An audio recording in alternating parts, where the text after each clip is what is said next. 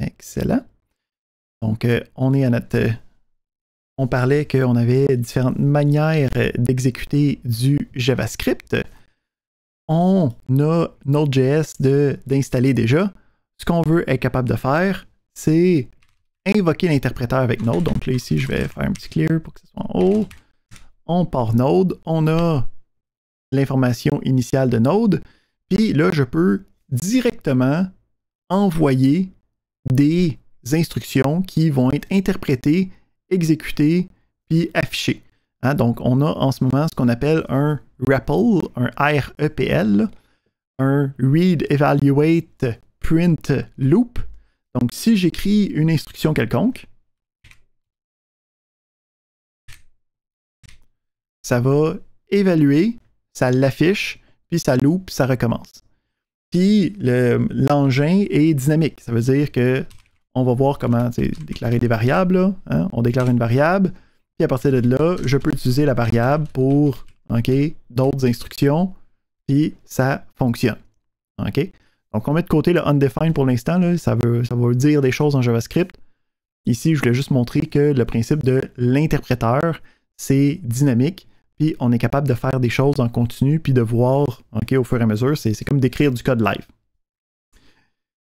Ça, c'est notre première méthode. C'est le fun pour regarder différents concepts, mais c'est pas utile quand on veut regarder des programmes, quand on veut commencer à créer quelque chose d'un petit peu plus étoffé. Donc, quand je veux sortir de là, j'utilise mon raccourci CTRL-D. Puis, ce que je peux faire à la place, ça va être d'exécuter un fichier de JavaScript. Pour être capable d'exécuter un fichier de JavaScript, donc comme je l'ai dit, si ce n'est pas déjà fait, si vous êtes dans le premier menu, puis ça vous dit d'ouvrir un folder et ainsi de suite, créez-vous un petit folder. Donc, on a ici le folder dans lequel on va pouvoir mettre des fichiers. Donc, on peut créer un nouveau fichier.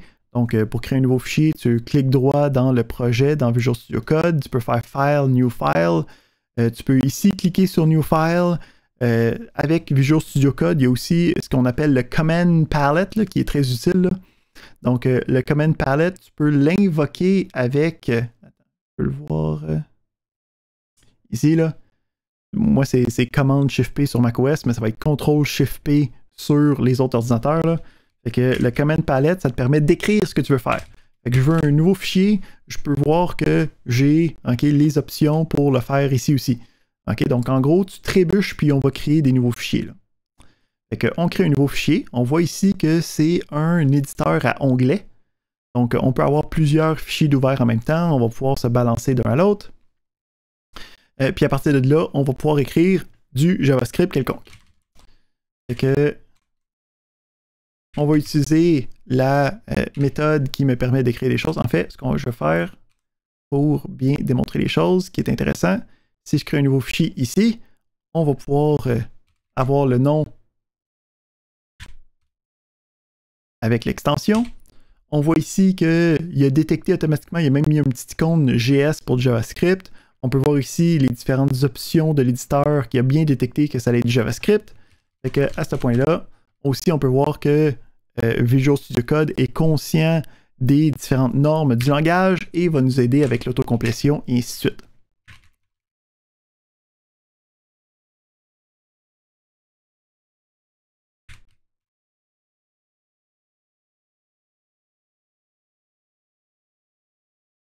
Donc, j'ai ici deux instructions quelconques. Le console log, c'est comme un printf, un console out println, dépendamment de comme quel langage tu es en train d'utiliser. Donc, c'est l'affaire pour faire afficher des choses à notre interpréteur.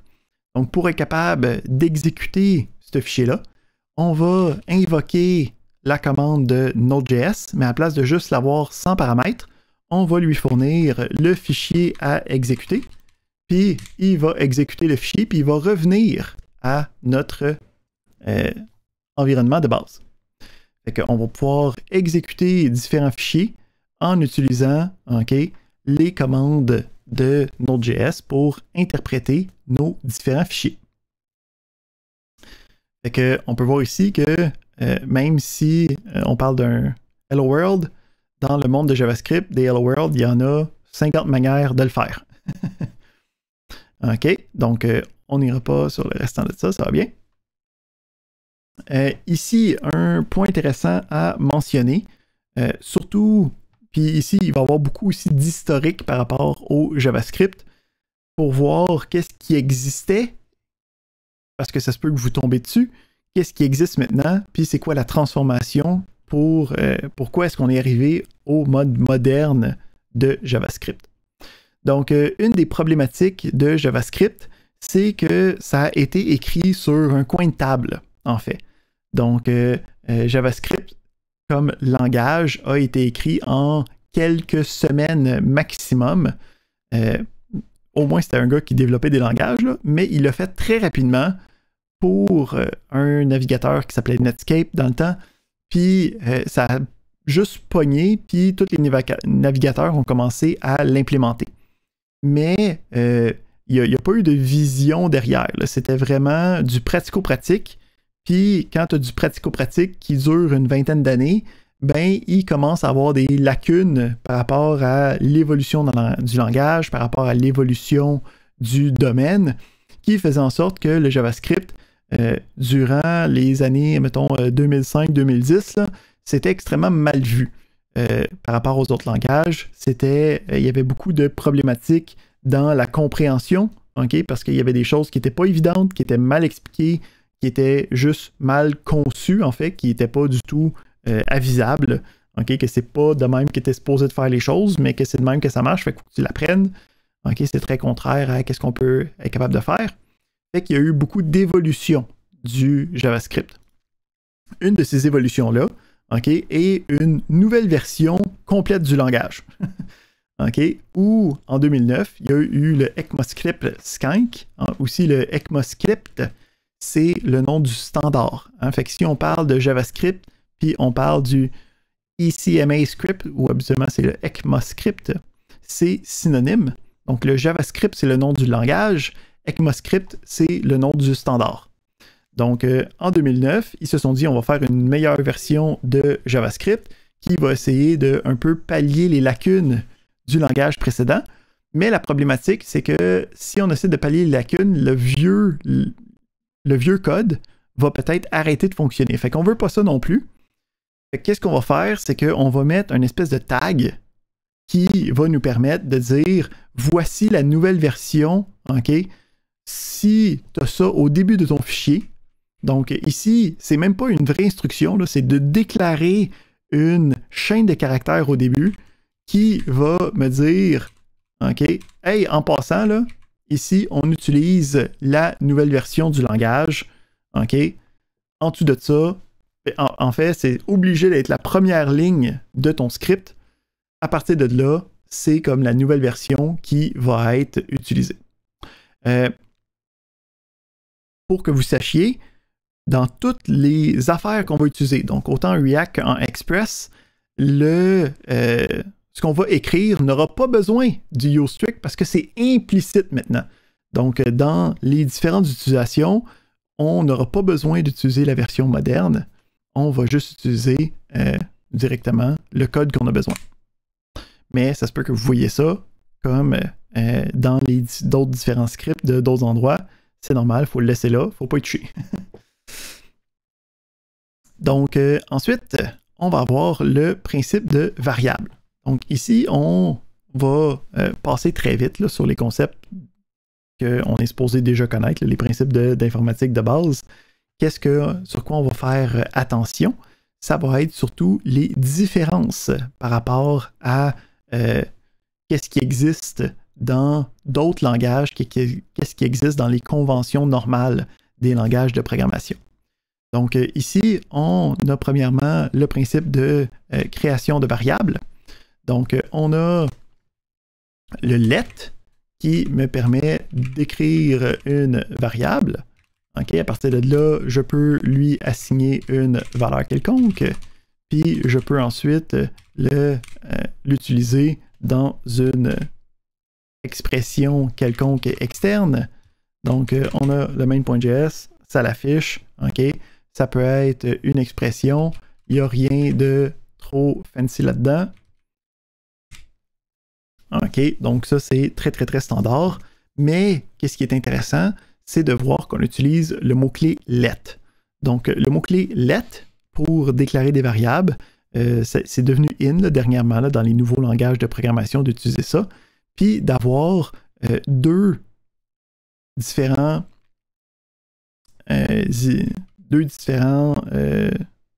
opérateurs, deux différentes instructions pour les assignations, une pour les variables, puis une pour les constantes. Donc, dans la majorité des langages de programmation, puis c'est le cas aussi en JavaScript, on a le principe de let, puis on a le principe de const pour les constantes. OK, donc ma constante.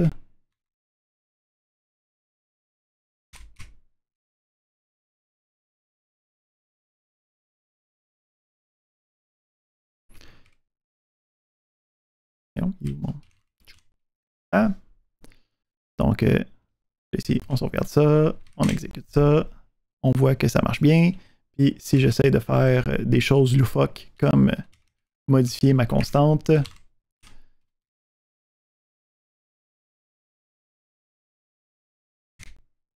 on peut voir ici qu'il y a eu une erreur, OK? Puis ça m'a dit que c'est défaite. Ici, puis c'est là que je m'en allais, ce que vous avez pu voir en JavaScript, c'est possible que vous ayez vu notre ami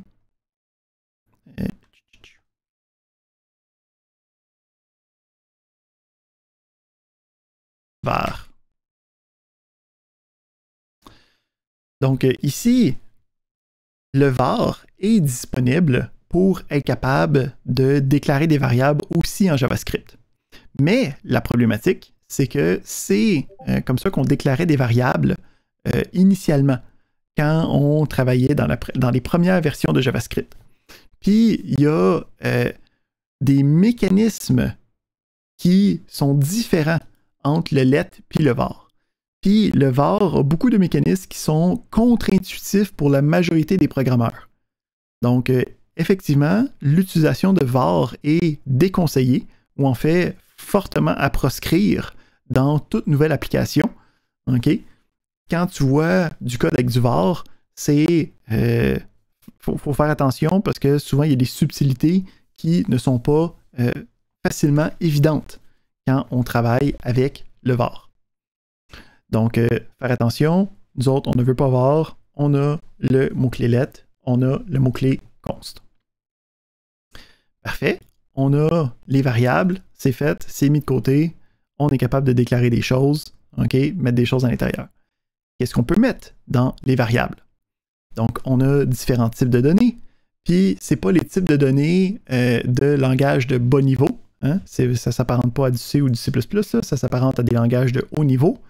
Fait qu'on va avoir un seul type, en fait, 80% de type là, pour tous les nombres. Fait que quand on déclare une variable, on peut mettre un nombre, une entité numérique, que ce soit un entier, que ce soit une valeur flottante, hein, que ce soit un nombre fractionnaire. Lui, il est capable de faire la distinction entre les deux. Il est capable de juste transformer dans le bon type au besoin.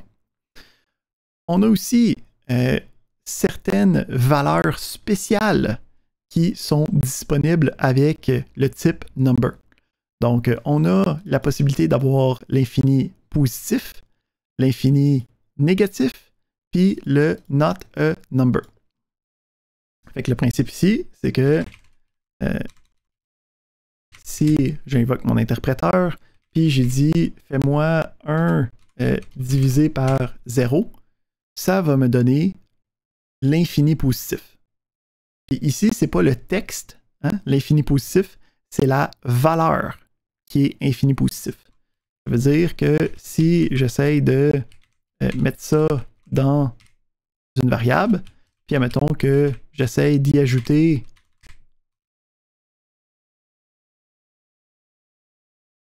des nombres, si je dis l'infini plus 54, c'est l'infini quand même. Donc, ici, première différence par rapport à beaucoup de langages de programmation, les nombres sont capables d'avoir des valeurs entières, des valeurs fractionnaires et des valeurs spéciales. OK? L'infini positif, l'infini négatif et le not a number. Donc, le not a number, c'est quelque chose qui va être utilisé quand j'essaie de faire une opération qui est impossible. OK? Et si je dis allô divisé en 2, ça me donne not a number. Donc, on a ces trois valeurs-là qui sont possibles. Il faut faire attention hein, parce que ça peut s'insérer dans notre code, puis ça ne génère pas d'erreur.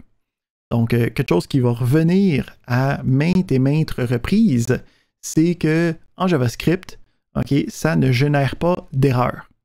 C'est très récalcitrant à planter.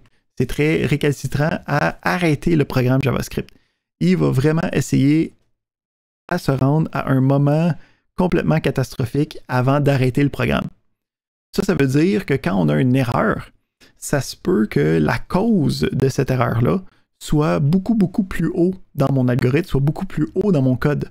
Puis que ça l'a traîné l'erreur, ça l'a transformé okay, avant que ça devienne catastrophique, puis que mon programme arrête de fonctionner.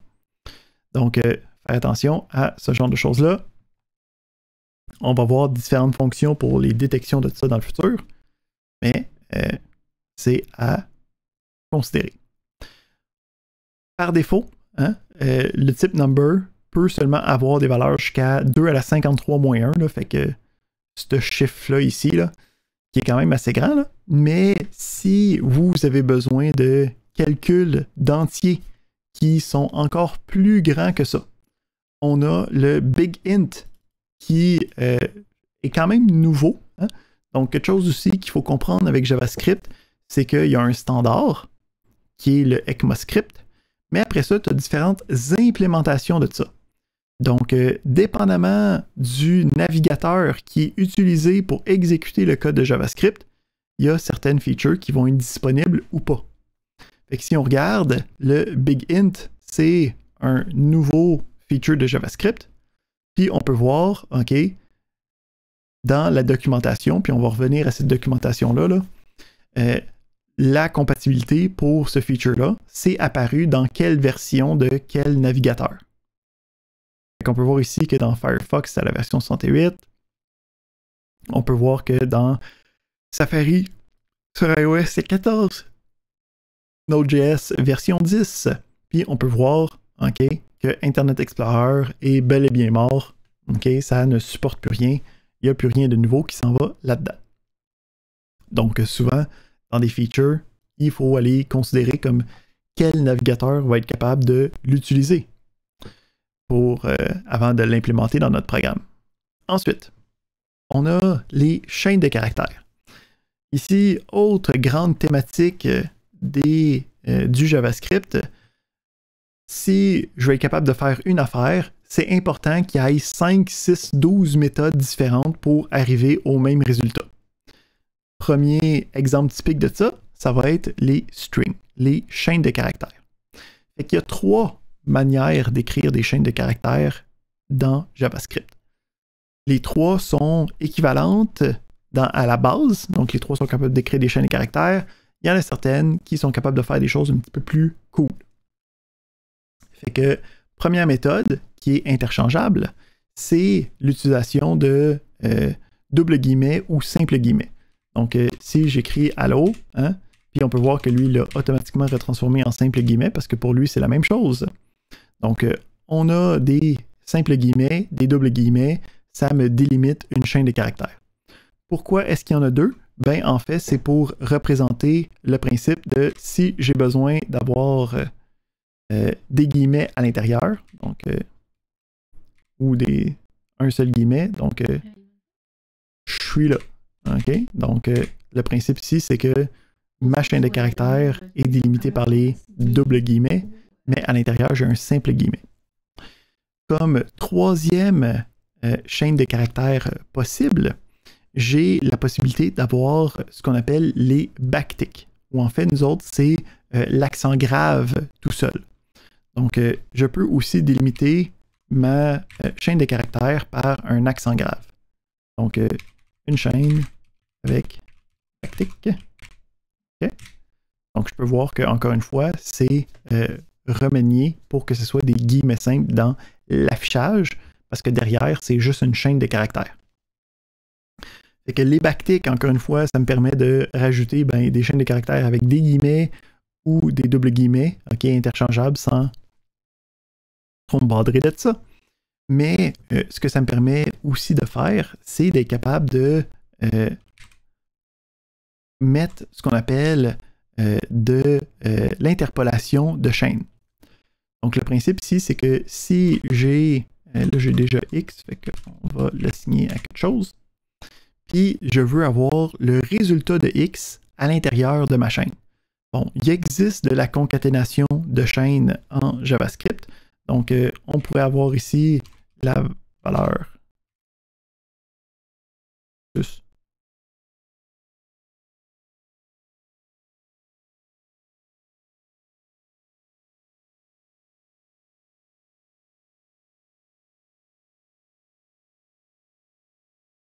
OK, donc on peut avoir de la concaténation de chaînes, mais la concaténation de chaînes, ça augmente pas la lisibilité, là. OK, ça devient rapidement comme assez flou, surtout si comme tu as besoin de faire des choses sur plusieurs lignes, et ainsi de suite.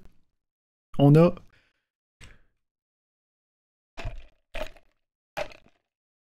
j'avais de travers le backtick qui me permet de faire quelque chose de différent. Donc avec le backtick, ce que je peux faire, c'est quand j'ai besoin d'avoir une évaluation, hein, donc quand j'ai besoin de mettre une expression quelconque, je peux mettre un signe de dollar suivi d'accolades. Et à l'intérieur des accolades, je vais mettre l'expression que je veux évaluer. Donc, on a le signe de dollar, des accolades, puis une expression quelconque. Puis ici, c'est une expression. Hein, ça veut dire que je peux écrire des choses fancy, ça va l'évaluer, puis ça devient ma version courante de ma chaîne de caractères. Donc, les chaînes de caractères, il y en a 3 types. Quand tu fais pas trop attention, tu utilises des guillemets doubles ou des guillemets simples. Puis si tu veux avoir de l'interpolation de chaînes pour rajouter des choses, à place de faire de la concaténation, on va avoir le hello avec les backticks. OK? Parfait. On a ensuite le type booléen, donc un type true ou false. Ici, la représentation littérale, c'est true avec un T minuscule, F avec un F majuscule. Donc ici, on va voir qu'il y a toute une mécanique derrière le type booléen, surtout par rapport à la conversion de type à booléen. Donc pour l'instant, on met ça de côté, puis on sait juste que c'est booléen, true, false, il n'y a pas de problème. Évidemment, s'il y a des questions, commentaires, n'hésitez pas, le chat, parler directement, m'interrompre, ça me fait plaisir de répondre à toutes vos questions. Puis là, OK, fait que là ici, on est comme, oui, OK, on a déjà programmé là, des nombres, cool, des strings, OK, des valeurs booléennes, parfait. Là, ici, on a notre première, pas divergence, là, mais on va un petit peu plus loin que juste les types de base. On va avoir la valeur nulle. Donc, la valeur nulle, c'est quelque chose qui n'a pas de type, puis qui va représenter le manque de référence. Donc, le nul est utilisé avec les objets de JavaScript, puis ça va représenter le manque de lien vers un vrai objet. Donc, Vincent demande est-ce que le dollar accolade avec l'information marcherait? Totalement. En fait, le principe ici, c'est qu'il faut toujours avoir les backticks. Donc, effectivement, Fred, tu as parfaitement raison. Si on a les backticks, ici, la valeur... On démonte ça. On va mettre ma constante. Et on exécute ça.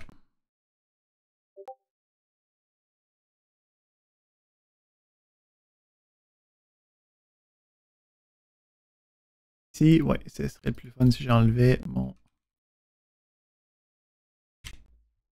Donc, on peut voir ici, j'exécute ça, tout est beau, on est en business. Fait que, on revient ici à notre valeur nulle. Donc, c'est pas un type, le nul. OK?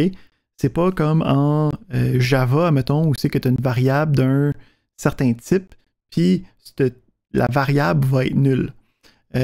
En JavaScript, la variable est nulle, mais il n'y a pas de type rattaché. Hein.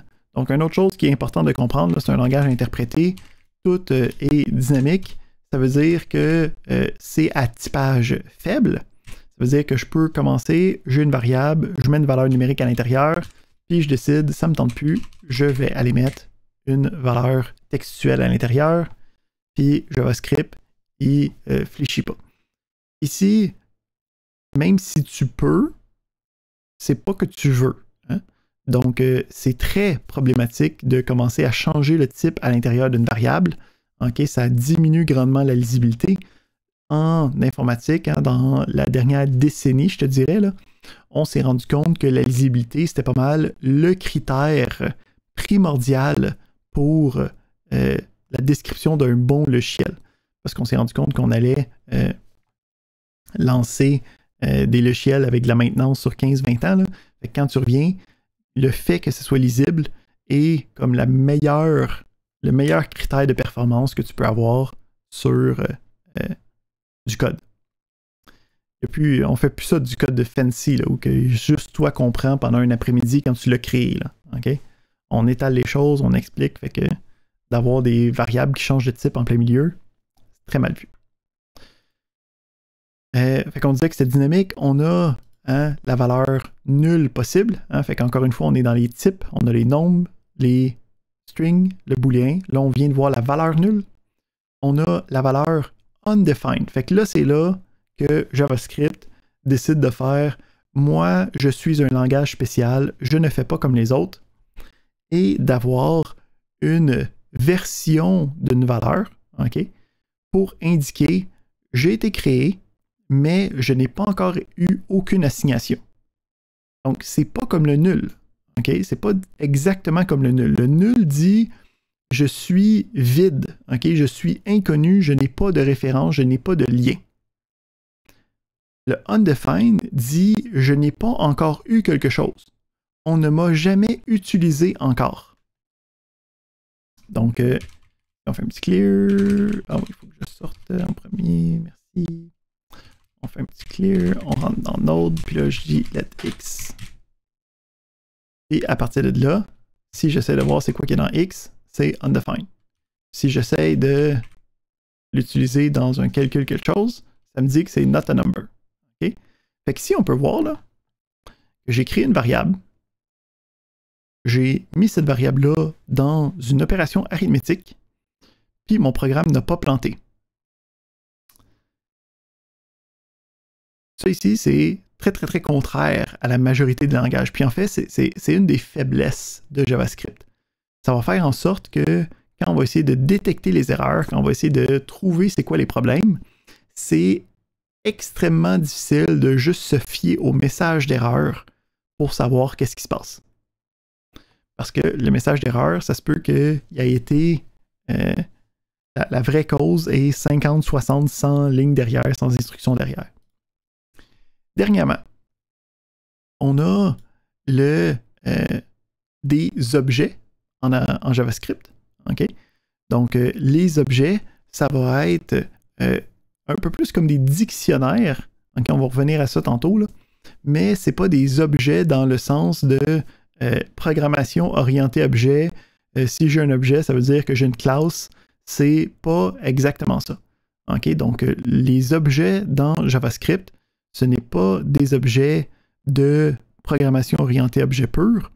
C'est plus apparenté à des dictionnaires, okay, à des structures de données pour des données complexes, okay, que n'importe quoi d'autre. On a aussi le typeof, là, c'est pas quelque chose que vous allez voir souvent, mais on peut l'utiliser en opérateur, c'est une fonction intégrée, puis ça va nous permettre de sortir une chaîne de caractères qui va avoir le nom du type si tu as besoin de détecter quelque chose. Fait que déjà, dans les types, qu'est-ce qu'il faut se souvenir? On a le null puis le undefined qui sont spéciales, okay, en JavaScript. C'est des valeurs à part entière, mais ils n'ont pas de type rattaché. Puis on a des objets qui ne sont pas des objets comme en programmation orientée objet. Parfait. On va aller regarder la conversion de type. Donc souvent, qu'est-ce qui va se passer? C'est qu'il va y avoir des conversions implicites de type, ou on peut faire des conversions explicites de type.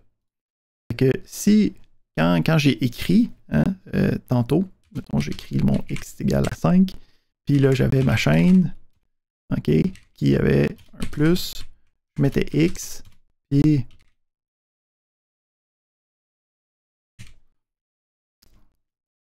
ici, tu n'es pas supposé être directement capable de faire ça parce que ça, c'est une entité numérique. Hein? Ça veut dire 5.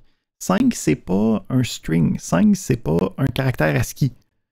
Ici, quand j'ai fait ça, ça a fait une conversion automatique de ma chaîne, de mon x, de ma valeur numérique, en chaîne de caractères. Fait que ici, on va voir que JavaScript, dans toute sa bonté, va essayer de faire le mieux possible pour être capable de gérer qu'est-ce que je suis en train de décrire. Fait que JavaScript va être capable de faire des conversions numériques implicites. Donc, si j'ai une division, et que la division implique des chaînes de caractères, il va essayer de prendre ces chaînes de caractères-là, de les convertir en entités numériques, puis d'appliquer la division sur cet élément-là. Fait que ici, si j'essaye, 65 divisé en 5, je peux voir que ça me donne l'entité numérique, le number 13, même si initialement, c'était juste des chaînes de caractères.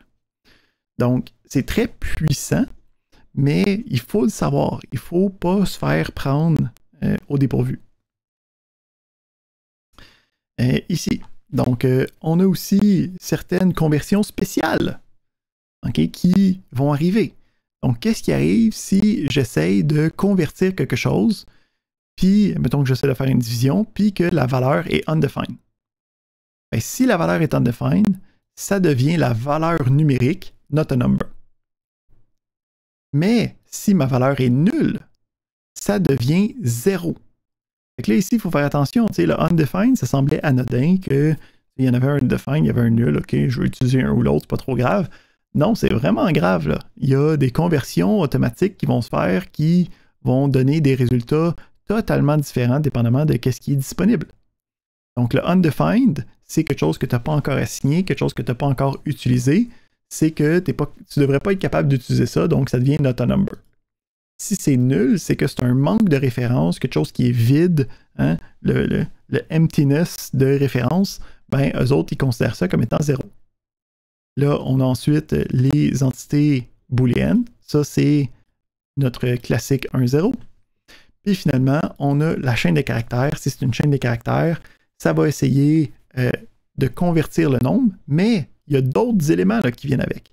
On va enlever les espaces. OK, ça trime la chaîne de caractères. Ça veut dire que si j'écris la chaîne de caractères 65 divisé par la chaîne de caractères espace, espace, 5, espace, espace, ça me donne quand même 13. Parce qu'il a trimé les espaces. Après ça, il a essayé de convertir ça en entité numérique. Si la string est vide, par exemple. Okay, ici, mettons, on va multiplier, on va diviser. Ouais, si on divise par une chaîne vide, ben, ça me donne infinité. Hein? Ça ici, là, quand tu regardes ça, c'est là que tu commences à te dire, mais qu'est-ce que vous pensiez là? Hein? 65 divisé par chaîne vide, ça me donne infinité.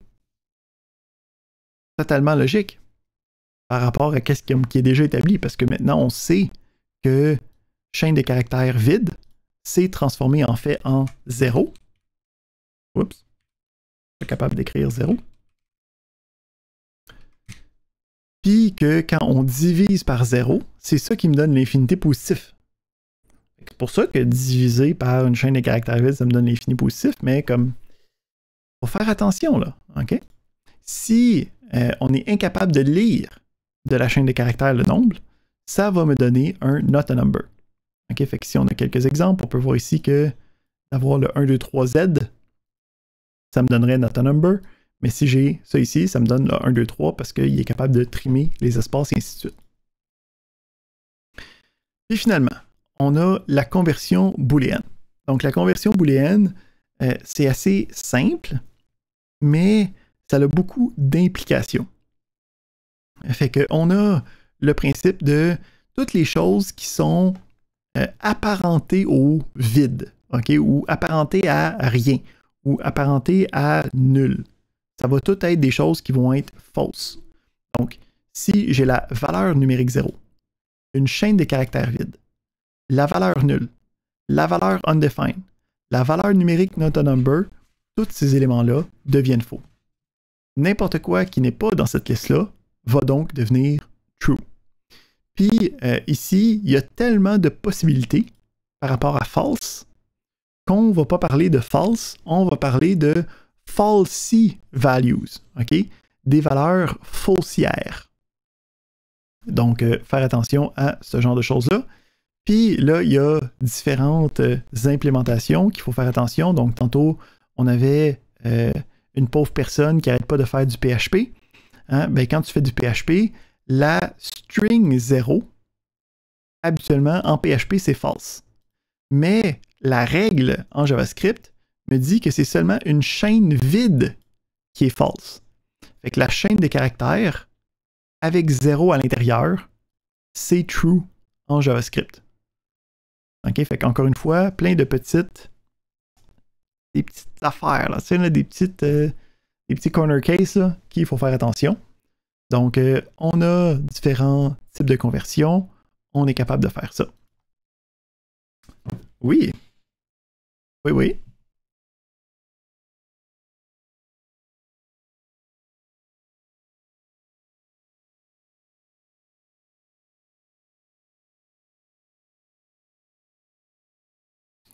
Pas tant que ça, parce que mettons qu'on regarde ici je lis la patente, tu sais, ça me. Je dirais pas ça. Non, c'est ça. Si tu essaies de trouver de la logique dans les protocoles de la syntaxe de JavaScript, tu vas t'arracher les cheveux avant la fin de la semaine. C'est comme j'ai dit, il y a eu beaucoup de décisions qui ont été prises très vite pour faire fonctionner le langage, mais qui ne se sont pas assis pour essayer de voir c'est quoi les répercussions de ces décisions-là. Excellent. Donc, ici, on est rendu à la moitié de la période.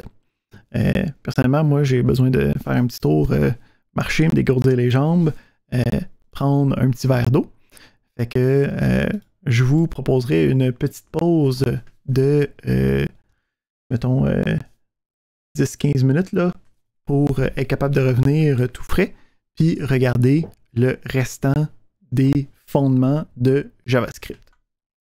Fait que on va marquer ici, on va dire petite pause, et on va dire retour à 19h, mettons 45.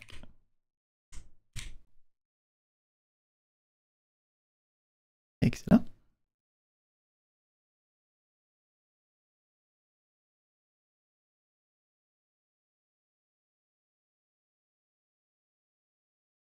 Donc, à tout de suite.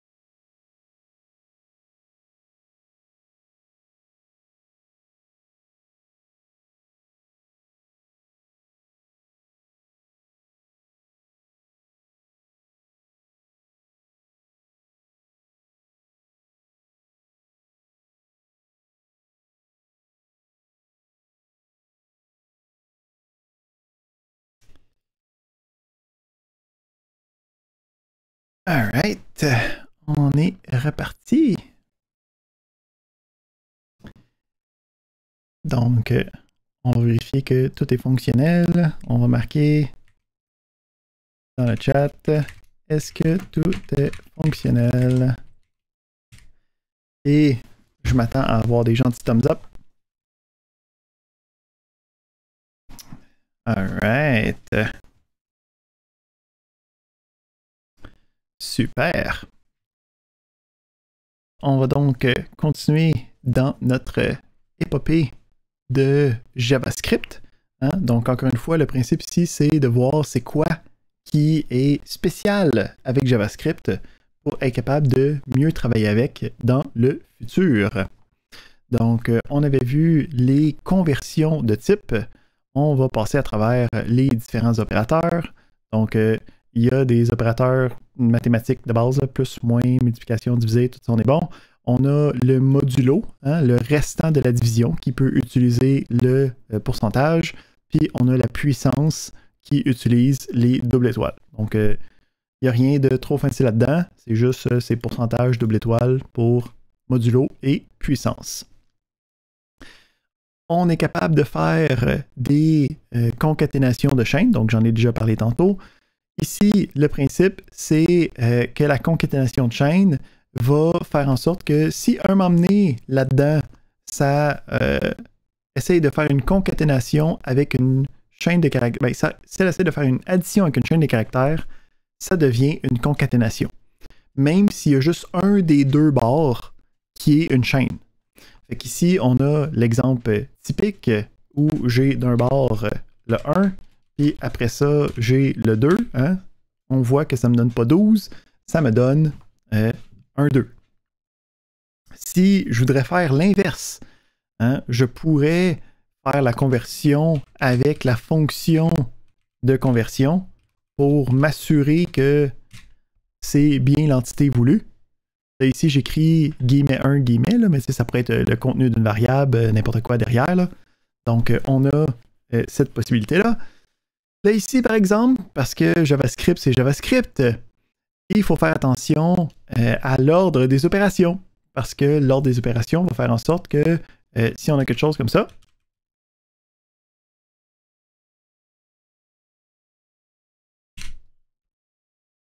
donc ici, j'ai la valeur 2, plus la valeur 2, plus la chaîne de caractères 1, ça me donne 41.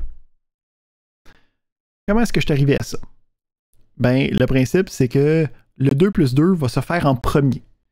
OK? Hein, parce que l'ordinateur, il n'est jamais capable de regarder d'avance. Fait que lui, il va faire chacune des expressions tour à tour. Puis, il va donc dire, ben, j'ai un 2, une valeur numérique, j'ai un autre 2, une autre valeur numérique, je les additionne ensemble, ça me donne 4. Parfait, je continue mes opérations. OK? Fait que j'ai 4, j'ai plus la chaîne des caractères 1. Ah, ben, c'est une chaîne des caractères, je vais donc faire de la concaténation. Fait que là, il prend le 4, il prend le 1, il les merge ensemble, puis là, c'est comme, il n'y a aucune manière que tu penses, que tu regardes ce code-là, puis t'es comme, c'est évident que c'est ça la bonne réponse. Hein? C'est pas super bien fait. On en veut-tu une pire? Si on fait le 1 en premier.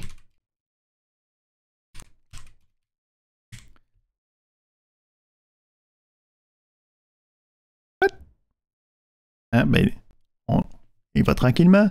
On y va par étapes. Hein? Fait que ça fait en sorte que le 1 ici, plus le 2, ben, d'un bord, c'est une chaîne de caractères. Fait que ça se convertit tout en chaîne de caractères. Fait que ça devient la chaîne des caractères 1, 2. Puis, ben là, j'ai la chaîne des caractères 1, 2 qui s'additionne à 2. Fait que ça redevient une autre chaîne de caractères qui devient 1, 2, 2. Fait que ici, la concaténation, OK, faut faire attention aux différents types parce que dans les opérations mathématiques de JavaScript, on n'a plus l'associativité. OK? Tu ne peux plus changer les plus de bords sans que ça change possiblement qu'est-ce qui va se passer à l'intérieur. That's crazy, là. C'est une erreur que ça existe comme ça. Il n'y a pas d'autre manière de le dire. On peut forcer la conversion numérique. Hein? Donc ici, j'ai dit, on peut utiliser le number 1 puis faire ça. On peut en fait faire autre chose. On peut dire Mais moi, plus 1 comme opérateur unaire. Un opérateur unaire, c'est qu'il y a juste un élément qui vient avec. Là, comme quand j'écris moins 4, ben, le moins, c'est un opérateur unaire parce qu'il s'applique juste sur le 4. C'est pas un opérateur binaire où c'est qu'il y a deux éléments. Donc, on a cette distinction-là. Juste un instant. Il y a des choses qui se cassent autour de moi. Donc, on a l'opérateur unaire plus qui me permet de faire de la conversion numérique parce que ça leur tentait. Parce que le number, c'était pas assez. Fait qu'on peut convertir plein de choses. Puis on peut forcer, okay, donc à ne pas avoir des chaînes de caractères en utilisant le plus devant les éléments. On a évidemment les préséances des opérateurs. Hein, donc c'est le même principe que d'habitude. On peut voir ici que l'assignation fait partie des séquences d'opérations. Ça aussi, c'est un élément important. On a l'assignation dans la liste des opérations possibles. Fait que ça veut dire qu'on se prend pour du C, ou c'est que l'assignation elle-même va nous donner un résultat. Qu'est-ce que ça veut dire, ça? Ça veut dire que je peux faire des choses funky comme ça. OK? Fait que quand j'écris, mettons, bon, let x, on va le repartir, là. Un petit clear, on va marquer node. On va dire let x égale 5. On voit que le résultat de ça, c'est undefined. Mais admettons que j'écris x égale 10. L'assignation elle-même, tout seul, son résultat de l'assignation, c'était 10. Fait que, checkez bien ce qui va se passer. Je vais écrire 5 plus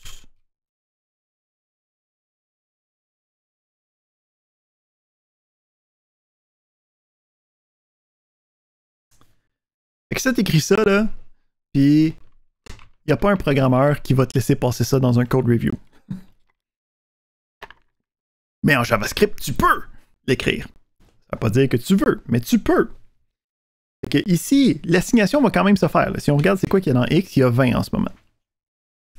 Mais l'assignation elle-même va avoir une opération qui va nous donner un résultat. Ça va être une expression. Puis ce résultat-là, je peux faire ce que je veux avec. OK? Fait que si on y va encore plus le fun, si tu le mets pas, par exemple, ça marchera pas. Fait que il y a des priorités par rapport aux parenthèses qui vont devenir importantes quand tu utilises l'assignation pour comme pas faire des choses trop loufoques. Ouf. Pourquoi tu peux l'utiliser comme ça? La méthode la plus standard d'utilisation de résultats de retour d'une assignation, c'est pour un enchaînement d'assignations, quelque chose comme ça, où c'est que tu veux tout assigner la même chose. Ça fonctionne. Bon, on peut faire les opérations d'abréviation. Okay? Donc, quand on a quelque chose qui est égal à lui-même suivi d'une opération, tu peux le condenser à la C, C++, Java, C Sharp et JavaScript, même principe. Donc, on a aussi les opérateurs d'incrémentation, décrémentation. Ça existe, on n'a pas de problème avec ça. On a aussi des opérateurs bit à bit, les bitwise operators. C'est pas des choses qu'on utilise en JavaScript, là, fait que c'est pas des choses sur lesquelles on va s'attarder. Puis des virgules aussi, c'est pas des choses que tu veux voir dans du code, à part dans la séparation des fonctions et des paramètres, là, mais on va revenir à ça tantôt. Excellent. On a les gentilles comparaisons. Fait que comparaison, ça reste très simple. Plus grand, plus petit, plus grand ou égal, plus petit ou égal. On a l'égalité, puis on a l'inverse de l'égalité qui est le point d'exclamation égal. Je dis que c'est simple, mais on va voir que ce ne l'est pas. Donc, comparaison de chaîne, ça va nous faire caractère par caractère, ça va regarder ce qu'on appelle le dictionnaire ou lexicographique, là, en gros un peu comme ce qui est dans la table ASCII. Si on regarde différents types, ça c'est important, là. Quand on compare différents types, qu'est-ce que JavaScript va faire? Il va essayer de les convertir à des nombres. Fait qu'il faut faire attention ici, là, parce que il peut y avoir des surprises. OK? Donc ici, on a le 0,1, chaîne de caractères. Est-ce que c'est égal à 1? Oui, parce qu'on essaie de faire des nombres. OK. Même principe, si on fait des éléments un peu loufoques. Donc ici, si on regarde, on a 0. 0, si on fait une conversion booléenne, c'est false. Tout seul. Hein, parce qu'on a dit que tout ce qui était comme nul et ainsi de suite, ça donnait 0. Si je donne la chaîne de caractères booléenne 0, on avait vu que c'est seulement les chaînes de caractères vides, ben là, ça me donne true. Fait que si je fais 0, est-ce que c'est égal à chaîne de caractères 0? Ben, puisque c'est seulement basé sur la conversion numérique, lui, il va convertir ça en unité numérique 0, puis il va faire la conversion. Fait que lui ici, même si les deux barres, c'est des choses qui, quand tu le convertis en true ou false, me donnerait une autre réponse, lui, il va juste utiliser la conversion numérique parce que JavaScript, that's why. Donc, il n'y a pas de bonne raison. C'est juste le même, puis il n'y a pas personne qui a pensé avant de l'écrire, puis que ça soit la loi du domaine. Autre problématique. On va souvent avoir des opérations, OK, où on écrit des choses de même, là, puis on veut pas que ça soit vrai, là, OK, mais la conversion numérique vient nous casser les dents, comme on dit. Ou, si on veut le dire autrement, c'est que ça nous fait chier en... ça aussi, c'est une autre manière de le dire. Ça s'en va sur YouTube, il faut bliper les choses. Donc, on a cette problématique-là. Pour régler la problématique, on a utilisé un des plus vieux trucs de la syntaxe. Hein? C'est quand on se dit, pourquoi est-ce qu'il nous faut un double égal quand on fait une égalité? Ben, c'est parce que l'assignation utilise le 1 égal. C'est déjà utilisé comme élément. Fait qu'on a juste doublé l'opérateur, puis paf, ça nous a réglé notre problème. Fait que si on a une comparaison qui n'est pas assez cool, comment on fait pour avoir une meilleure comparaison? On va avoir un triple égal. Oh! Triple égal. Donc, le triple égal, qu'est-ce qu'il va faire? C'est qu'il va regarder les qualités sans conversion de type. Qu'est-ce que ça implique, ça? Ça veut dire que dès que c'est deux types différents, ça va devenir false. Mais là, il faut faire attention parce que là, il y a comme l'inverse. Où c'est que si j'ai ce genre de choses-là, ben, si j'essaye avec le triple égal, soudainement, ça devient faux. Donc, la triple égalité est utilisée, en fait, la majorité du temps, là, à moins qu'on est en train de travailler avec la transformation de valeurs, pour s'assurer qu'au moins ça soit du même type avant de commencer à faire des comparaisons, parce que des comparaisons numériques deviennent rapidement problématiques. Parfait.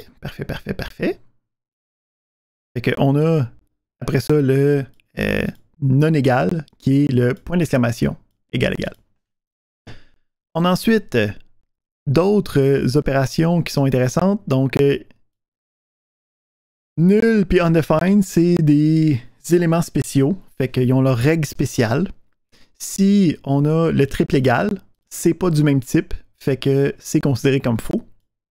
Mais pour des raisons obscures, OK, et loufoques, le JavaScript a décidé que le nul et le undefined, quand tu essaies de faire une comparaison, ça va marcher. Fait que même si habituellement nul ça devient 0 puis undefined ça devient not a number, dans tous les autres types de comparaison, avec le double égal, là c'est spécial, ok, c'est un cas spécifique qui va être là. Fait que ça fait en sorte qu'il y a des choses vraiment funky qui se passent là. Ok? Parce que si je dis est-ce que le nul il est plus grand que 0, c'est faux. Est-ce que le nul il est égal à 0, c'est faux. Mais si je demande est-ce que le nul il est plus grand ou égal à 0, ça me donne true. Merci JavaScript pour cette sagesse inébranlable.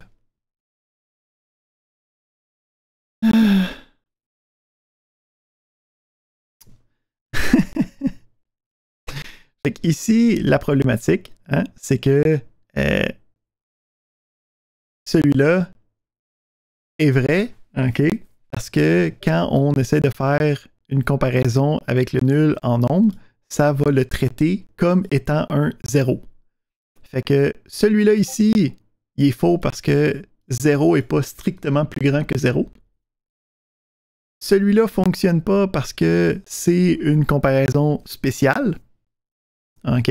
Donc, cela va donner faux.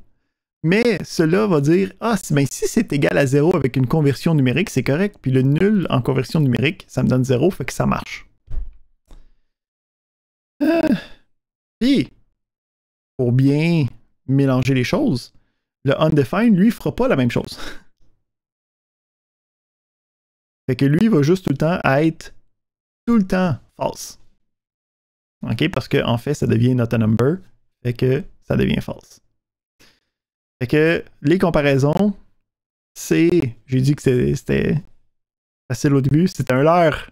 OK? Il y a plein de problématiques en JavaScript. C'est les règles du jeu, comme on dit. Alright.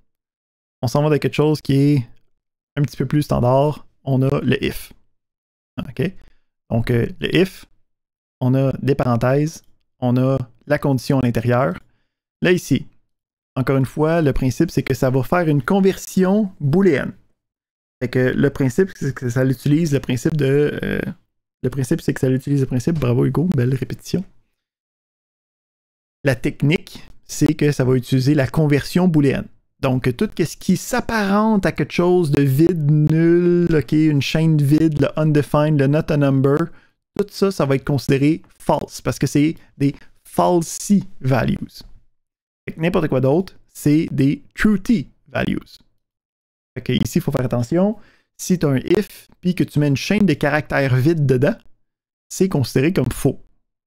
Okay? Fait que ça peut être utile des fois, mais ça peut surtout porter à confusion.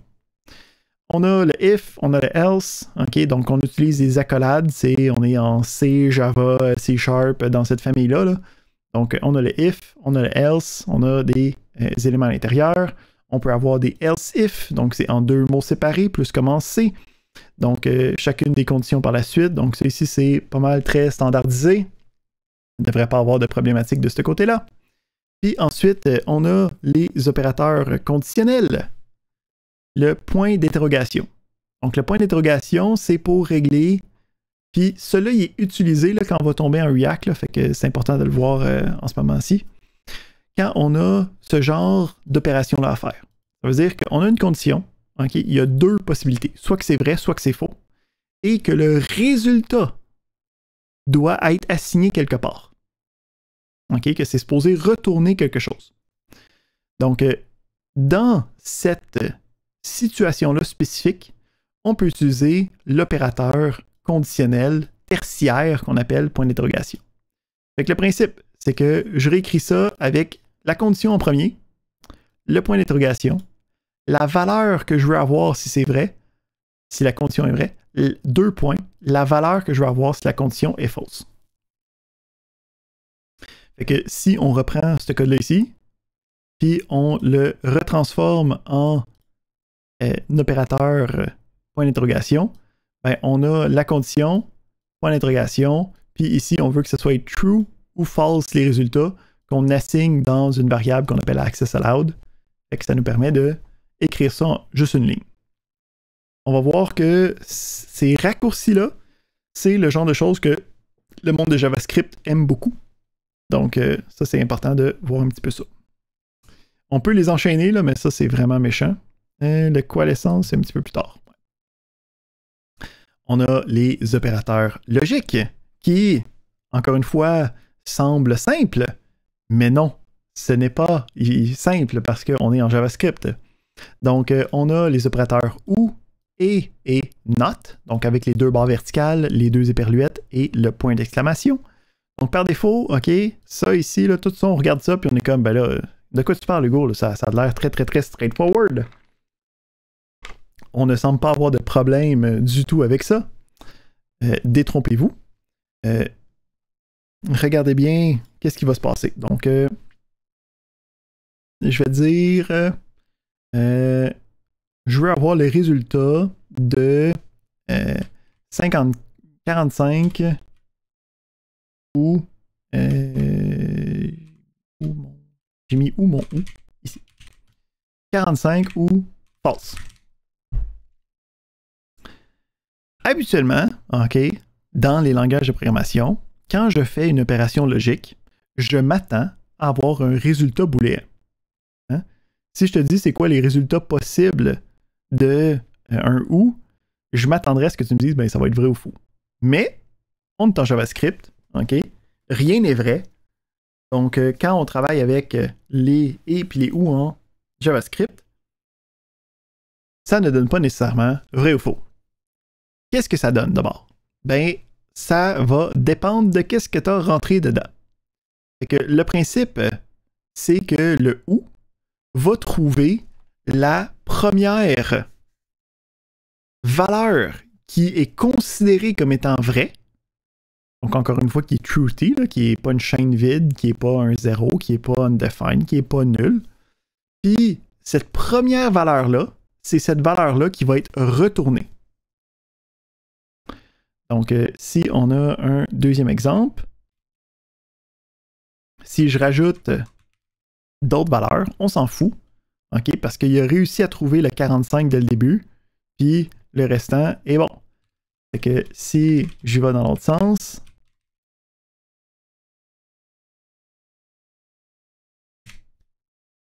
encore une fois, il va les traverser. Dès qu'il trouve un qui me dit « Ah ben, puisque cela est vrai, c'est sûr que le restant de l'expression est vrai. » Ben, je ne vais pas retourner vrai, ce serait beaucoup trop simple.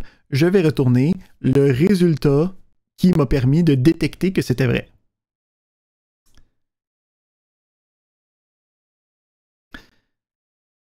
Parfait. Inversement, on a le « et » avec les éperluettes.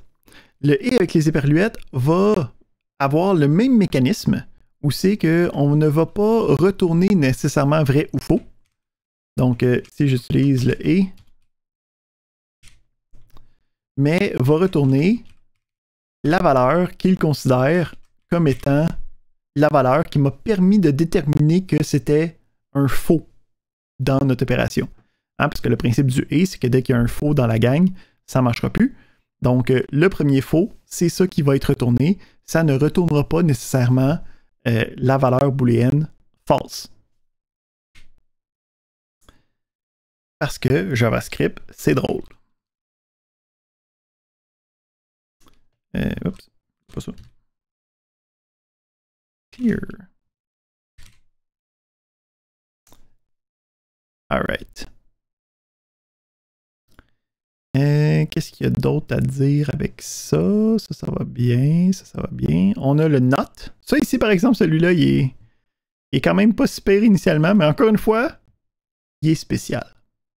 Parce qu'il y a un truc qui est utilisé quand on, justement, a des résultats qui sont un peu weird. Fait que, admettons, ici, j'ai le ou, puis j'ai un false ici.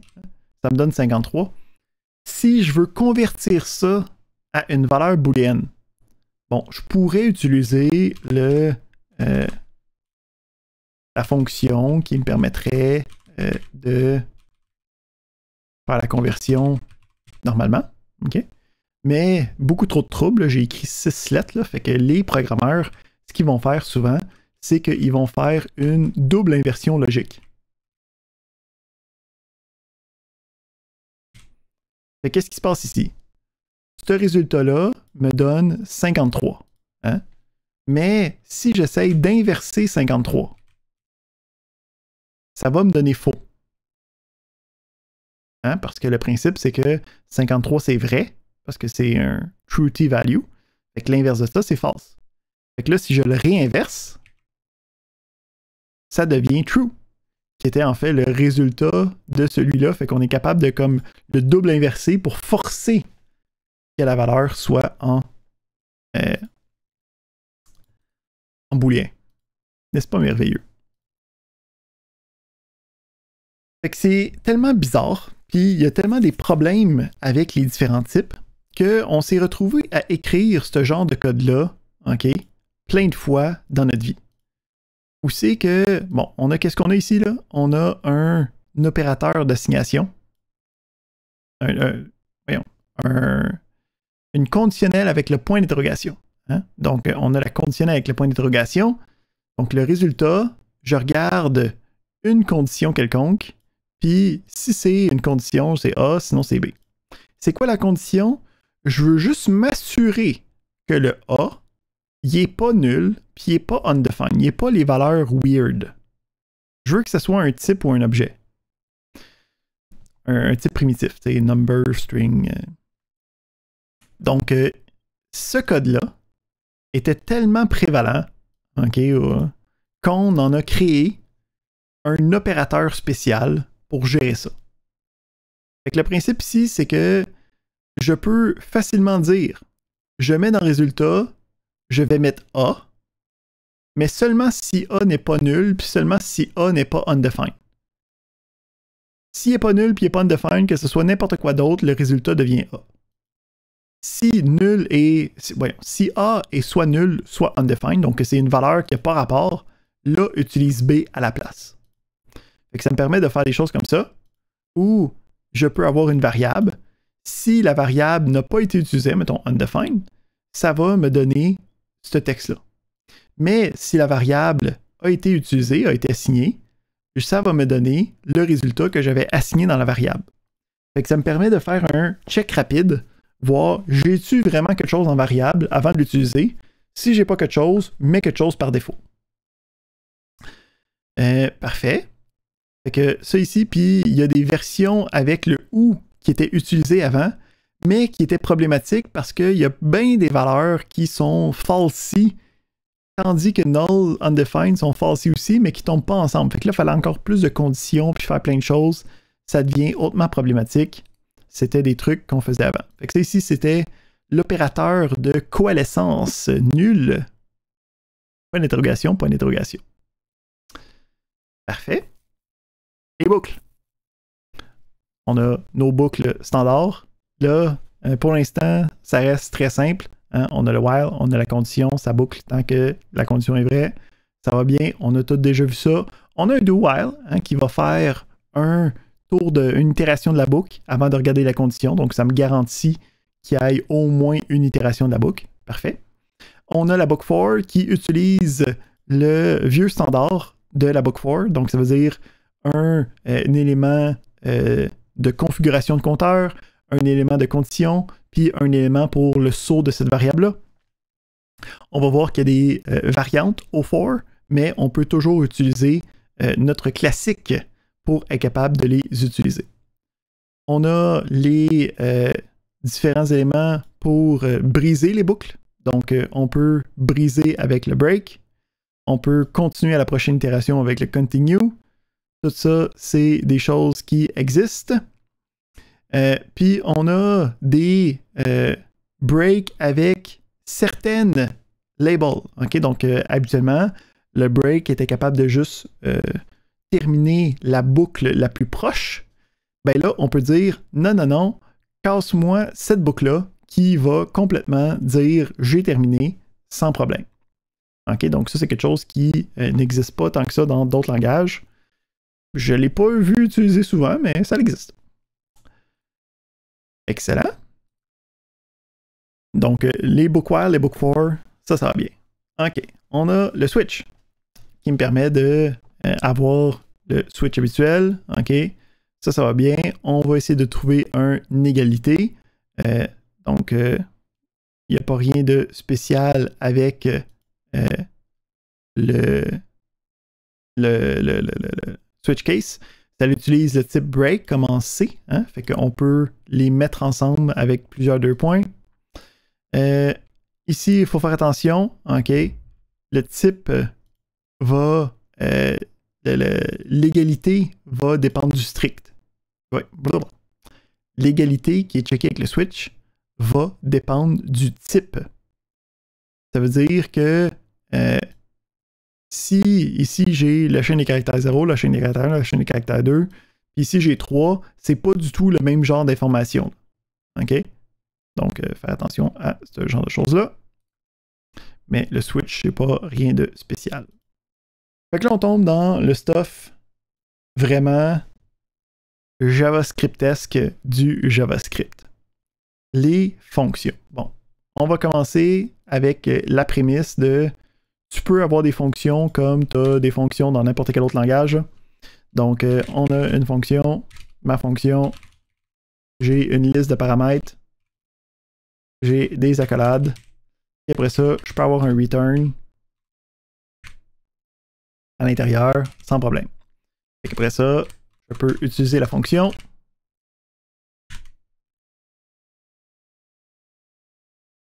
On regarde ça.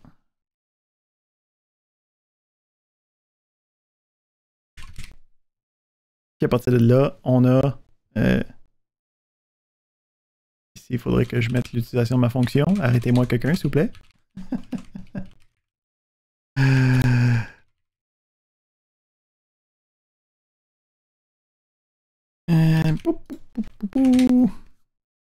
On a le résultat. Tout ça, c'est pas mal standard. OK? Un élément qui est intéressant qu'on n'a pas jasé, c'est les points-virgules, en fait. Attends, il était où, lui? Ici. Donc, en JavaScript, les points-virgules, ça dépend du bord de lit que tu t'es levé le matin, si t'en mets ou pas. Fait que par défaut, chaque instruction a un point-virgule à la fin. Fait que ça, c'est standard. Fait que si tu voudrais écrire tout ton code sur une seule ligne, tu as le droit. Mais JavaScript essaye de faire ce qu'il faut quand il faut. Fait que s'il n'y a pas de point-virgule, il va essayer de lui-même rajouter des points-virgules où ça semble être une bonne idée. Fait que c'est toujours une espèce de comme tir à pile ou face si t'en mets pas. C'est comme là, c'est des petites affaires, là. Fait que si j'en mets pas, il va en ajouter automatiquement. OK, ça marche quand même. J'ai pas de point-virgule. Fait que il y a certains cas où c'est que ça marche, certains cas où c'est que ça marche pas. Faut faire attention, c'est rough. Donc, habituellement, on va essayer d'en mettre partout. Juste pour pas se casser le basic. On revient à nos fonctions. Donc, dans les fonctions, on peut avoir des variables locales, là, avec les lettres. Puis ici, c'est à ce moment-là que ça va être vraiment important de ne pas utiliser var. Parce que le var a des règles spéciales par rapport au contexte dans lequel on l'utilise. Donc, si on utilise le var, la fonctionnalité ne sera pas celle qu'on pense nécessairement. OK? Je n'irai pas dans les détails parce qu'on a juste à pas utiliser le var, puis on ne tombera pas dans ces genres de panneaux-là. Qu'est-ce qui est intéressant, c'est que le contexte est imbriqué en JavaScript. Ça veut dire que si je me crée une variable, comme dans mon main, là, dans mon script principal, je peux avoir une valeur x qui est égale à 5. Puis à partir de là, je peux dire plus x sans problème.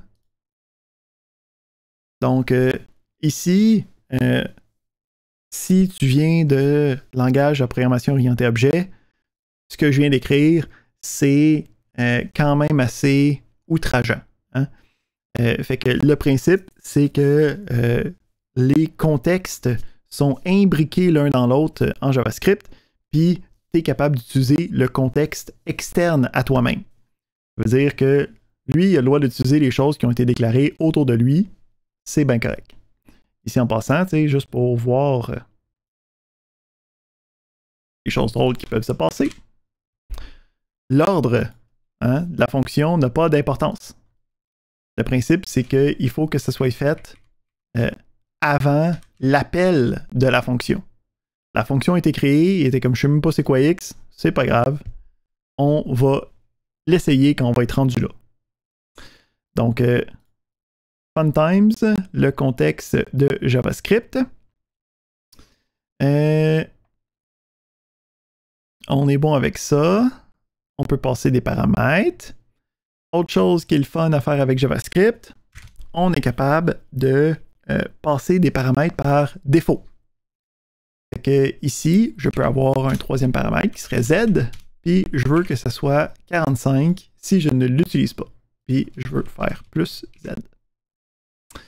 Fait que ma fonction, en ce moment, j'en utilise 2 paramètres, mais j'en ai un troisième dans la liste.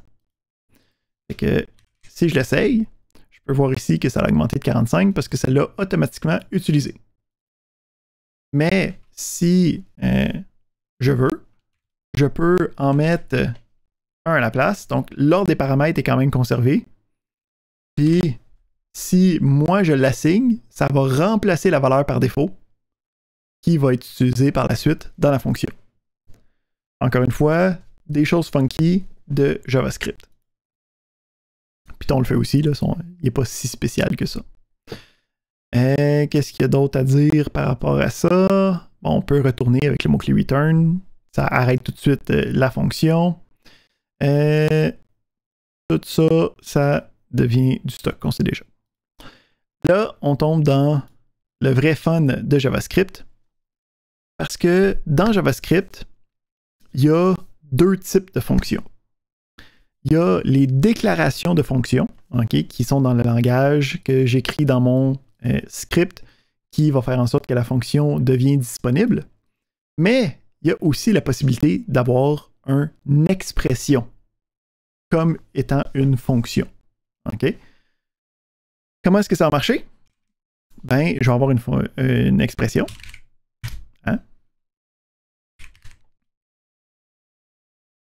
Puis, ce que je vais assigner, fait que là, on a ici le classique déclaration de variable. J'y assigne quelque chose. Il n'y a rien de spécial là-dedans. Mais qu'est-ce que j'y assigne? Ça va être quoi? Ça va être une fonction. Hey! J'ai pas besoin d'y donner un nom, parce que le nom, en fait, ça va être le nom de la variable. Et à partir de là, je peux faire un return hello. Juste pour avoir quelque chose. Fait que qu'est-ce qui arrive avec ça? Ben, c'est une fonction à part entière que je peux invoquer, puis qui va travailler de la même manière que n'importe quel autre élément de mon programme. On a ensuite les références à des fonctions. Fait qu'ici, je fais une variable. Puis je lui assigne pas l'appel de la fonction, un appel qui est le nom de la fonction suivi de parenthèse, pas un appel, mais bien la référence à la fonction. Fait que je peux, à partir de ce moment-là, utiliser la référence, je fais son appel, on n'a pas de problème avec ça. On fait un clear. Et on a encore la même fonctionnalité. Ça marche toujours. Fait que on a ici tous ces principes-là qui viennent avec. On va revenir là-dessus quand on va parler de fonctions asynchrones. Mais juste avant, il y a une dernière chose que je veux regarder avec les différentes fonctions, qui va être les arrow functions, les fonctions fléchées. Donc ici, le principe, c'est que quand j'ai une fonction sous forme d'expression, d'écrire le mot function, c'est beaucoup trop de trouble pour moi. Fait que ce qu'on va faire, c'est qu'on va avoir une syntaxe alternative pour être capable d'écrire la même chose. Fait que ici, on va transformer ma fonction en, premièrement, fonction d'expression.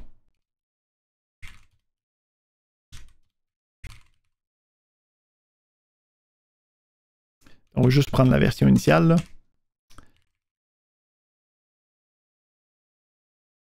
OK. Donc, on a ce principe-là ici. Puis là, on va utiliser les flèches. Fait que pour la flèche, on va avoir le égal. Puis on va dropper le mot function. Fait qu'on va juste avoir la liste de paramètres. Puis après ça, on va avoir une flèche qui en fait un égal suivi d'un plus grand que. Puis après ça, je peux aller réécrire ma fonction.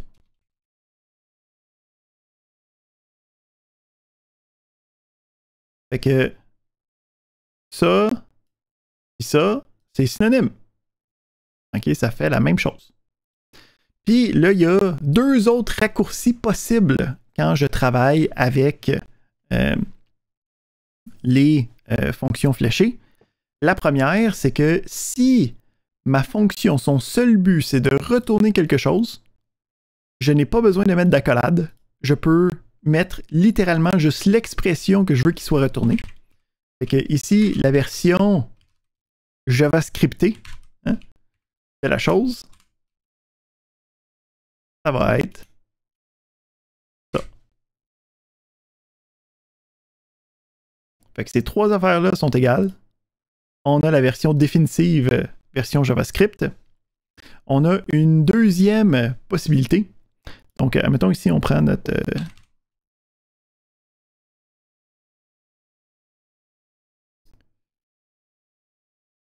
on va le faire comme il faut. On va utiliser les backticks, hein, quand même. Je vais vous les montrer tantôt.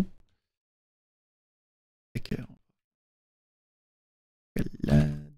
non, point d'exclamation. Donc, on a une fonction ici. Là, je veux transformer ça en fonction flèche. Hein? Fait que j'enlève le mot function. Je mets une flèche à la place. Ensuite, j'ai seulement directement un retour. Fait que je peux enlever ça directement. Puis, finalement, si entre mes parenthèses, je n'ai qu'un seul paramètre, je peux enlever les parenthèses. Fait qu'ici, là, on a quelque chose qui prend un nom, qui va retourner cette évaluation-là. Fait qu'on voit ici, pour écrire des petites fonctions, c'est extrêmement puissant, les arrow functions. Okay, dans d'autres langages, on a le principe de fonction anonyme qui fait pas mal le même genre de fonctionnalité. Excellent. Donc, ensuite, on va regarder les principes d'objets. Donc, les objets en JavaScript, c'est pas des objets comme étant des entités de programmation orientée objet avec une classe derrière. Là. Le principe d'un objet, c'est un dictionnaire. Donc, le principe, c'est qu'il va avoir une clé puis une valeur de rattacher à cet élément-là. Ici, on va prendre l'exemple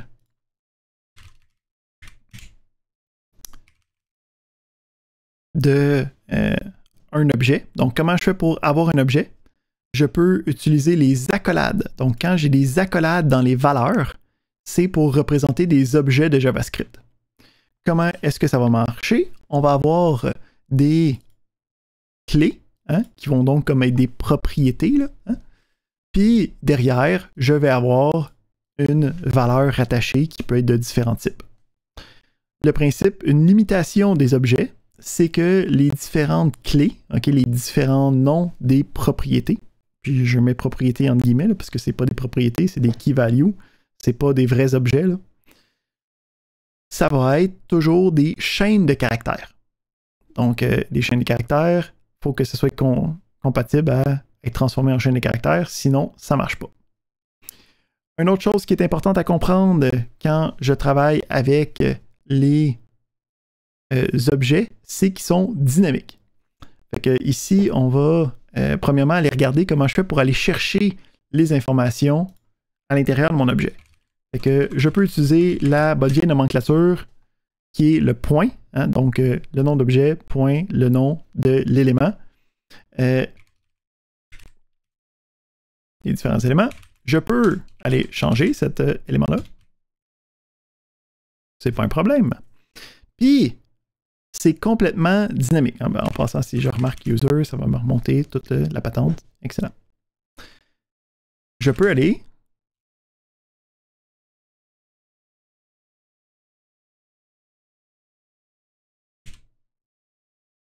changer mon utilisateur. J'y rajoute une propriété. C'est pas un problème. Oui, boss, j'y ai rajouté une propriété. J'ai mis la valeur à l'intérieur. Tout est sous contrôle. Donc, on est capable de rajouter différentes propriétés à nos objets. Les objets en JavaScript sont complètement dynamiques. Il n'y a pas de type statique. Si tu veux programmer de manière sécuritaire, il y a Microsoft qui a travaillé là-dessus pendant des dizaines d'années, puis ils ont inventé une version de JavaScript qui est avec des types, puis ils l'ont appelé TypeScript. Parce que c'est du JavaScript, mais il y a des types TypeScript. C'est simple, ça marche, c'est fonctionnel. Donc, on a cette possibilité-là. Les objets sont complètement dynamiques. On a aussi une deuxième méthode pour aller chercher les noms des objets. Ici, on a notre user encore une fois. Donc, on avait le point pour aller chercher les éléments. On peut utiliser aussi des braquettes carrées. Donc, des braquettes carrées avec une chaîne de caractères qui va avoir le nom de la propriété que je vais aller chercher. Là, la question que tu peux te poser en voyant ça, c'est comme, OK, mais ça semble être moins de caractères faire ça. Le principe ici, c'est que ça devient quelque chose de dynamique dans mon code. Si je veux avoir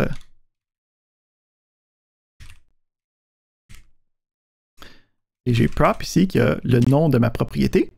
Puis à partir de là, si je fais user crochet carré prop, ben lui à l'intérieur, il y a la chaîne de caractères name, fait qu'il va aller chercher le name. Puis là, si je change dans prop,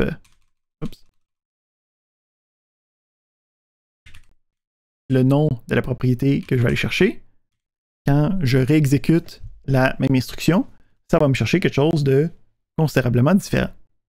Fait que ça ici, ça, c'est vraiment puissant par exemple.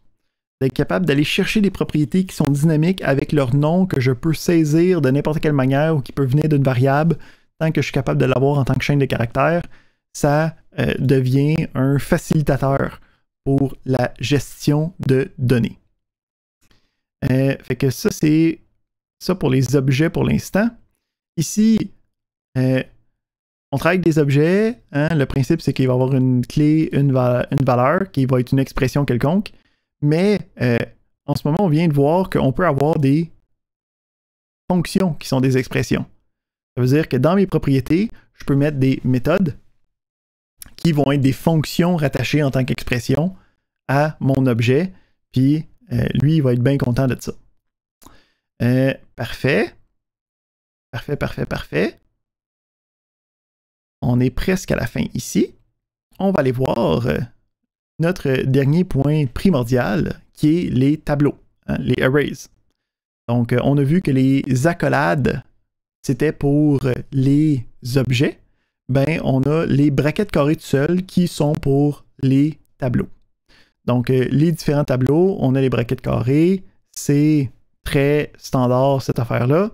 On a différentes méthodes qui viennent avec. Okay? Donc, on a le length qui est disponible. On peut accéder aux éléments. Les éléments sont basés sur 0. Il n'y a pas rien de trop fancy là-dedans. Si tu veux rajouter différentes fonctions, si tu veux rajouter des éléments dans ton tableau, on a différentes méthodes qui me permettent d'ajouter puis de retirer des éléments.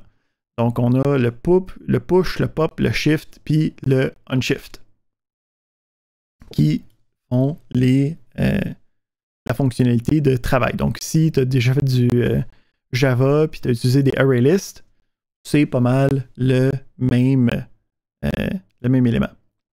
On va voir qu'il y a beaucoup de fonctionnalités qui vont venir avec ces types-là, par exemple. Il y a beaucoup d'autres fonctions qui existent. Puis là, ici, ça nous amène à parler de la documentation des différentes fonctions. Donc, quand tu recherches pour savoir comment ça se passe en JavaScript pur, hein, donc on va arriver au fur des semaines, on va travailler en React, on va travailler en Node, on va travailler en Express. C'est toutes des frameworks, c'est toutes des librairies qui sont tous basés sur le langage de JavaScript, hein, puis qui ont toute leur propre documentation, mais quand tu as besoin de l'information de base du langage, la source de documentation, ça va être le Mozilla Web Documentation. Fait que developer.mozilla.org, je vous envoie ça.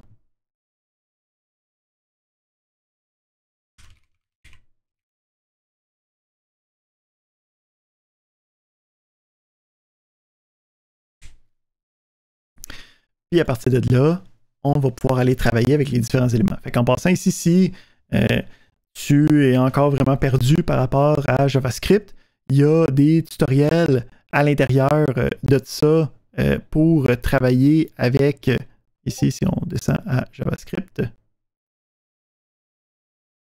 ici, je vais remonter ici pour définir l'objet user qui était écrit ici. Les trois petits points ici, c'est juste dans l'éditeur. Si on le recopie ici, ça va ressembler à let user est égal à name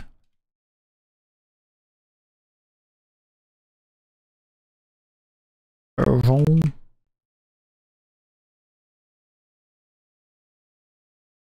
ici. Un autre élément qui est intéressant en passant quand on travaille avec ces genres de constructions-là, en JavaScript, on peut avoir dans les énumérations ce qu'on appelle le pending comma. Okay? Donc, la virgule pendante. Le principe ici, c'est que habituellement, le dernier élément n'a pas besoin d'avoir de virgule, mais on peut tout le temps en ajouter une. Ce que ça nous permet de faire, ça, c'est que ça nous permet de ne pas avoir à faire attention si à un moment donné, je veux, admettons, changer cette affaire-là, puis je veux changer de place pour de la lisibilité. OK? Ça ne change rien ici à ma fonctionnalité. Si je n'avais pas mis de virgule, ben là, ça devient un problème parce que ça devient que la première ligne n'a pas de virgule, puis la deuxième ligne en a une. Donc, quand on déclare soit des objets, soit des tableaux, vous pouvez voir ici le pending comma qui est disponible pour faciliter le développement à moyen terme. Là, okay? Fait que si on disait, il y a des tutoriels de JavaScript, okay, dans le reference de Mozilla, ou sinon, tu peux directement aller dans les références, okay, pour aller voir, ben OK, on a parlé des arrays, c'est quoi qu'il y a dans les arrays?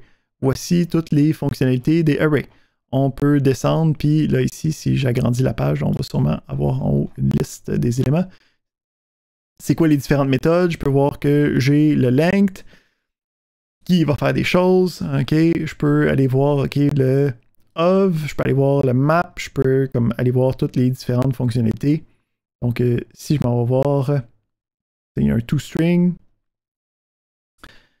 Si on s'en va les méthodes statiques, on peut aller chercher plein de choses. Fait que il y a tout le temps cette possibilité-là. Fait que quand on parle de fonctions de JavaScript, tu peux toujours faire référence à ça. On a des fonctions, mettons, pour de la recherche. On a des fonctions pour trouver. On a des fonctions pour filtrer. On a des fonctions pour transformer. Donc, le map, si vous avez jamais utilisé ça, on va revenir un petit peu à ça un petit peu plus tard. On a des affaires pour trier, j'ai déjà dit. Donc, plein de possibilités sur les différentes méthodes. On a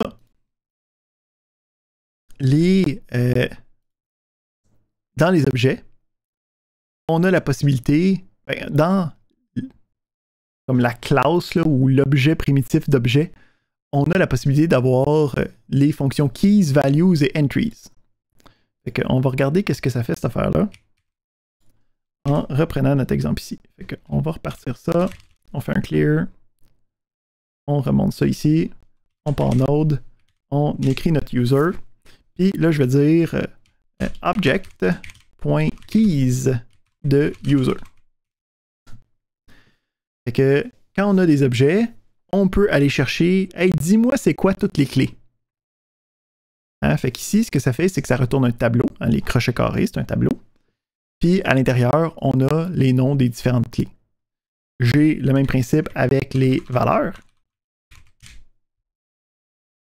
Puis je peux avoir aussi le dernier qui est les entries, qui va me permettre d'avoir des paires d'informations.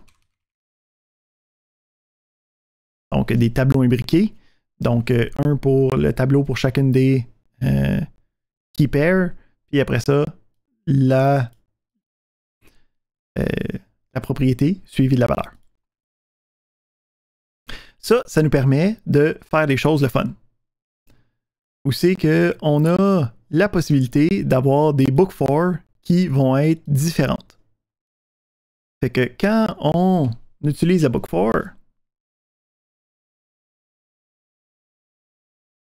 on va remonter avec ça, on va pogner notre user, puis on va regarder les book for spéciales.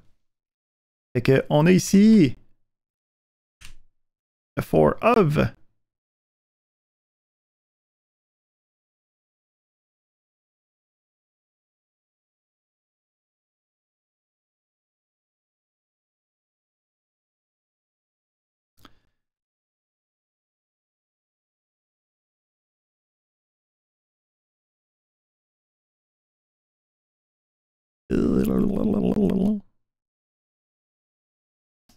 Moi, je veux in.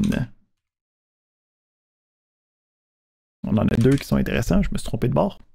On va faire un petit clear. On va regarder l'autre dans un instant.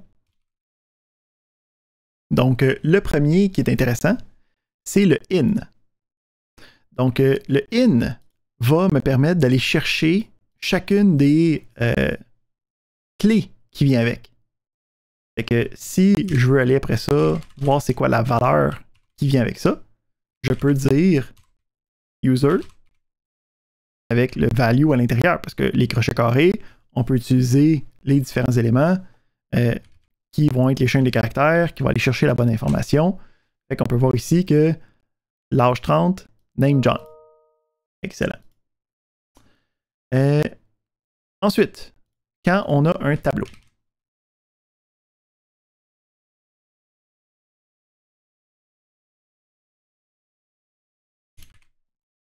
à place d'avoir le in, je peux avoir le of. Fait que le of va me permettre de parcourir les valeurs de quelque chose qui est itérable. Okay? Donc, un tableau, quelque chose qui peut être répété, donc quelque chose qui peut parcourir. Puis, il va être capable d'aller chercher chacune des valeurs individuellement. Fait qu'on a deux book for qui sont des books spéciales pour être capable de travailler avec ça. Dernière chose pour aujourd'hui, ça va être la déconstruction d'éléments. Donc, la déconstruction d'éléments, c'est un raccourci syntaxique pour ne pas avoir à écrire plein d'assignations pour rien. Fait que, on a la déconstruction de plusieurs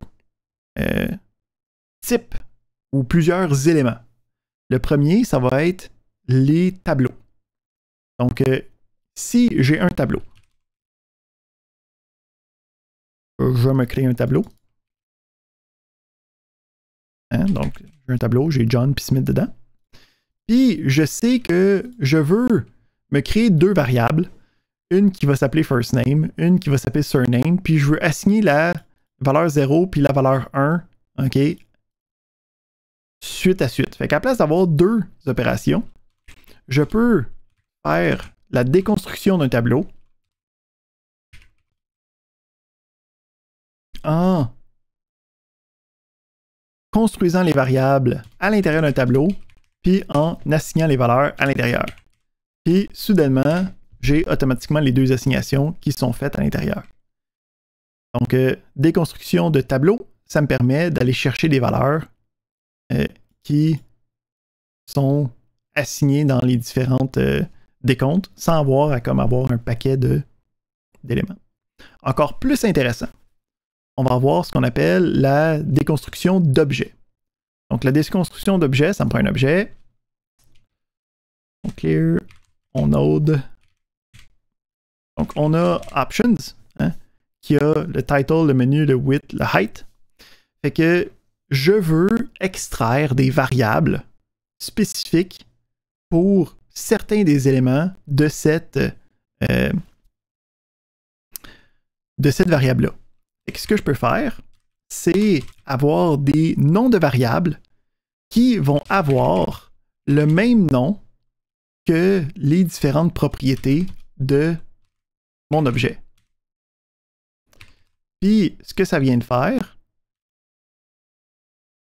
c'est de me créer deux variables avec les valeurs des propriétés de mon objet.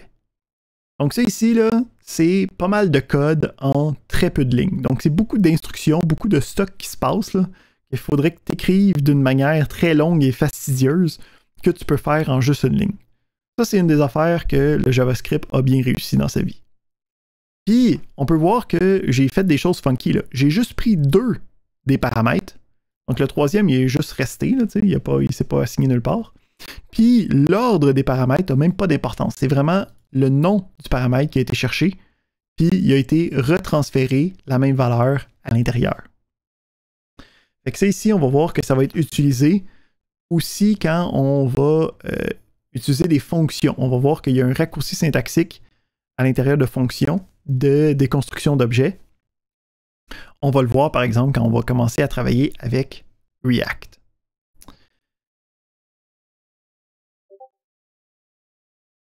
Oui, ici c'est excellente question. Maclou demande, est-ce qu'on est obligé de mettre les mêmes noms? Oui, c'est primordial. C'est comme ça qu'il sait qui est capable d'aller chercher les informations. Si je ne mets pas ces éléments-là, fait que je mettrai ici, mettons, banane. Banane.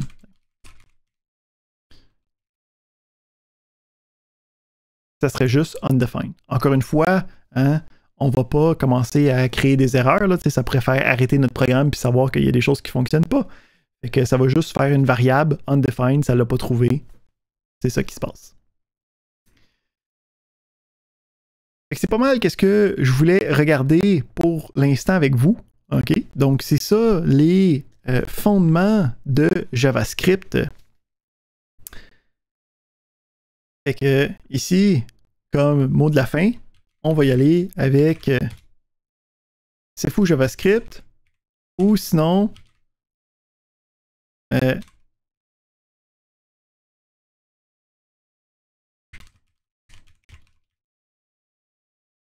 qu'on a deux choix. C'est fou JavaScript. OK, on peut mettre un thumbs up sur c'est fou JavaScript. Ou sinon, on peut mettre un thumbs up sur ça semble correct JavaScript.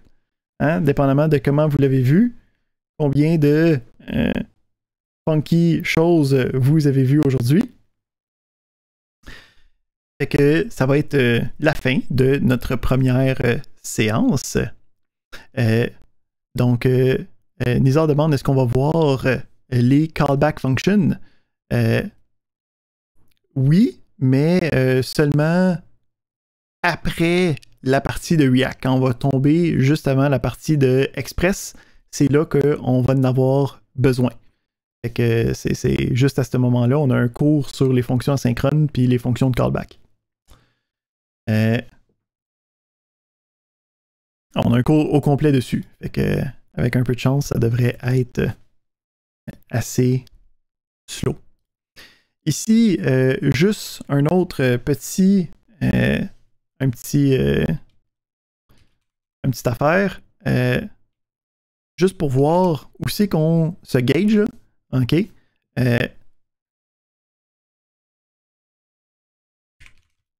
On va encore une fois avoir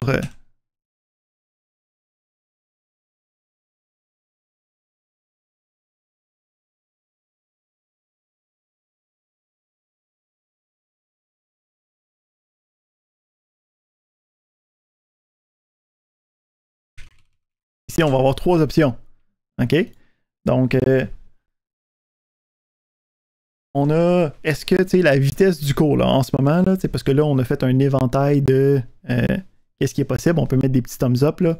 On allait vite sur qu'est-ce qu'on connaît déjà, là. J'irai pas vite de même quand on va parler de React, là. Si c'est trop lent, ça va trop vite, s'il y a d'autres choses, je vois que, tu sais, tout le monde est correct à vivre cette affaire-là. Je pense que c'était quand même important de passer par-dessus toutes les choses funky de JavaScript.